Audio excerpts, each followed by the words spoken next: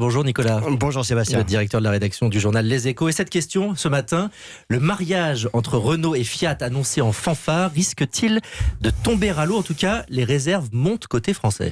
Oui, ce qui fait tiquer les Français depuis que ce projet de mariage a été annoncé par les Italiens, c'est d'abord la valeur retenue pour fusionner les deux groupes. Les Italiens se sont basés sur le cours de bourse de Renault à la veille de l'annonce du projet. Renault valait à ce moment-là 51,70 € par action. Scandale, dit-on côté français, l'action Renault à ce moment-là était au plus bas depuis 5 ans.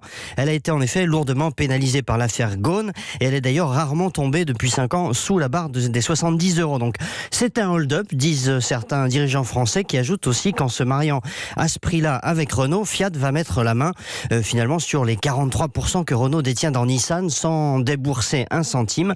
Bref, ne soyons pas naïfs, pas question d'accepter ce mariage dans des conditions aussi désavantageuses. Alors forcément, cette vision des choses, elle est contestée par les Italiens. Ah oui, alors complètement, parce que les Italiens rétorquent que le cours de l'action Fiat n'est pas non plus à son plus haut, et puis ensuite que les Français oublient un détail, c'est que pour que la fusion se fasse à 50-50, alors que la valeur actuelle situerait plutôt les deux groupes à 55-45 en faveur des Italiens, eh bien Fiat va volontairement réduire sa valeur en distribuant de l'argent à ses actionnaires, 2,5 milliards d'euros.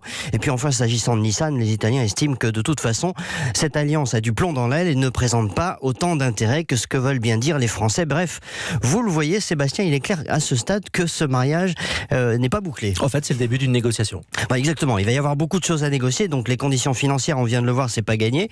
Et puis aussi la gouvernance, parce que l'État français, avec 7,5% du capital du futur groupe, s'il voit le jour, voudra un siège au conseil d'administration. Les Italiens, eux, préféraient que l'État français reste en dehors du jeu. Ambiance. L'affaire d'ailleurs est déjà politique. Le leader de l'extrême droite italienne, Matteo Salvini, a prévenu qu'il voudra avoir un droit de regard, on ne sait pas encore sous quelle forme.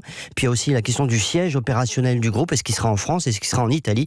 Vous voyez, ce ne sont pas des détails. Ce mariage, ça va être une sacrée course d'obstacles. N'est-ce pas? Merci Nicolas Barré, c'était l'édito Écho. Bonne journée à vous.